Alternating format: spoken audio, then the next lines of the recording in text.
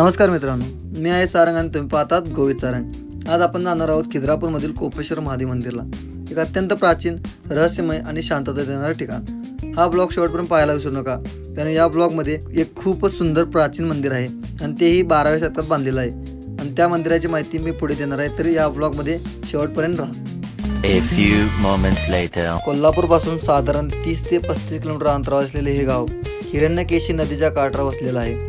प्रवास खूपच सुंदर आहे, निसर्ग, शांत वातावरण आणि देवाची अनुभूती। हे मंदिर 12व्या शतकात बांधलं गेलं असल्याचं सांगितलं जातं। सगळ्यात खास गोष्ट म्हणजे हे मंदिर शिखरावीन आहे आणि येथे नंदी देखील नाही, म्हणूनच याला रहस्यमय मंदिर मानलं जातं।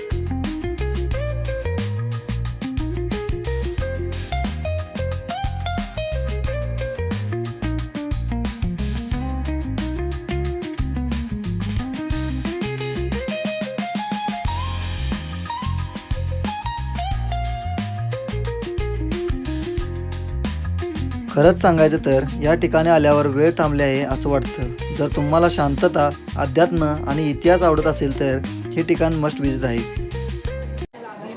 तीन जागा आहे, या बाजूला एक आहे, समोर एक आहे, त्या बाजूला एक आहे। समोरचा जो भाग आहे उत्तरेचा, तो पाणी जाण्यासाठी मार्ग बनवलेला आहे। आपल्या बॅक साईडला जेव्हा दर्शन घेतो, आपल्या बॅक साईडला जे आहे ना, तिकडे तो स्टोर रूम आहे, नार कापूर वगैरे आणि ठेवली जाते। आणि त्याच्या आतमध्ये तो जो बंद असलेला जो दरवाजा आहे, त्याच्या आतमध्ये तिकडे मूर्ती आहे। ती जी मूर्ती आहे ती उत्सव मूर्ती असते। उत्सव मूर्ती ती काढून ते पालखीमध्ये ठेवतात आणि त्या पालखीमधून ते पालखीकडे जातात। ते दर सोमवारी संध्याकाळी 8:30 वाजता पालखी निघते।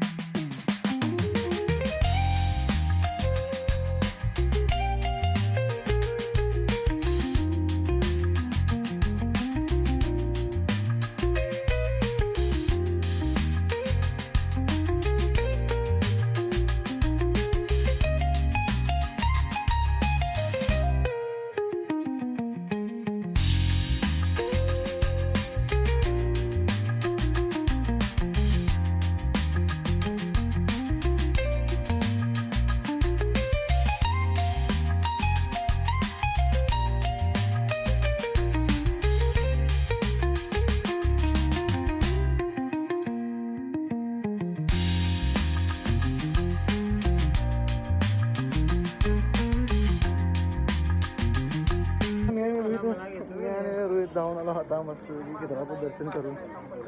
कसं वाटलं रोहित तुम्हाला? देवदर्शन मस्त झालं, मंदिर एक नंबर आहे। लाईक करा। जर व्हिडिओ आवडला असेल तर लाईक करा, कमेंट करा, सबस्क्राईब करायला विसरू नका। अशाच नवीन ठिकाणांच्या ब्लॉगसाठी गोवित सारंग सोबत राहा। हर हर महादेव।